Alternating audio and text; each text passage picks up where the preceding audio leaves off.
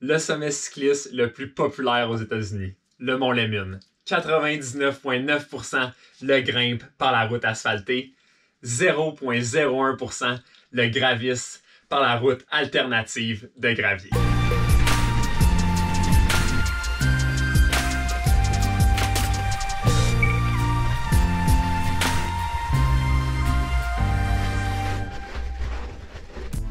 Le Dark Side du Mont Lemmon.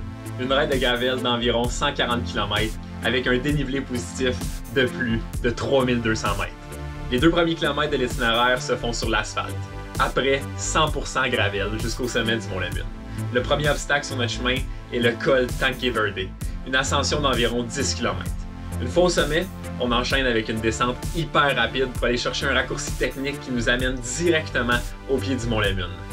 Une ascension de 29,65 km avec un gradient moyen de 4,6% jusqu'au sommet. 7 h au matin et c'est un départ. La première ascension se fait aisément avec le lever du soleil et l'excitation. Les jambes sont en pleine forme.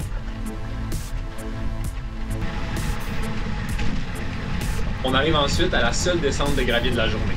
À midi, Jess et moi sommes en mode plus 4%. Notre objectif est de tester nos limites techniques afin de forcer l'amélioration. Le vent, la vitesse, l'adrénaline, l'impression de voler sur le vélo.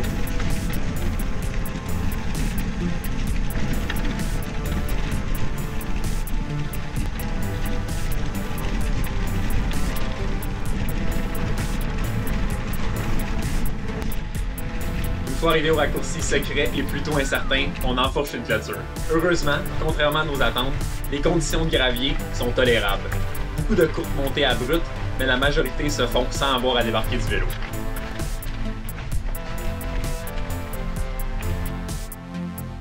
On est maintenant officiellement sur l'ascension du backside du Mont Lemmon, a.k.a. the dark side du Mont Lemmon. Je te le dis tout de suite, sans aucun doute, la plus belle montée de gravel que j'ai fait dans ma vie.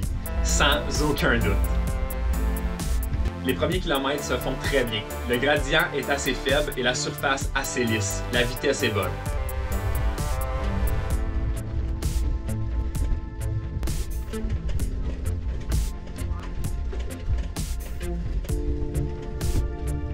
Il nous reste 15 km avant le sommet et le terrain change radicalement. Tout à coup, la surface est super technique et plusieurs endroits à l'ombre sont recouverts de neige.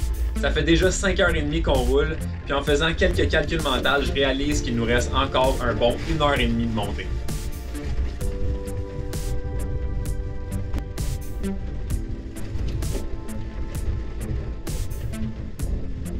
C'est pas le temps de perdre le moral.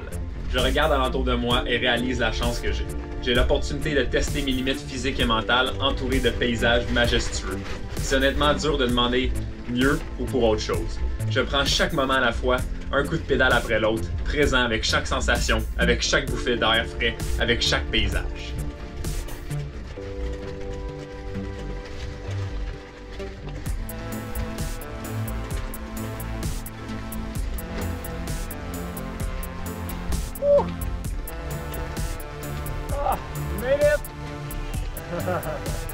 À midi, Jess et moi arrivons finalement au sommet.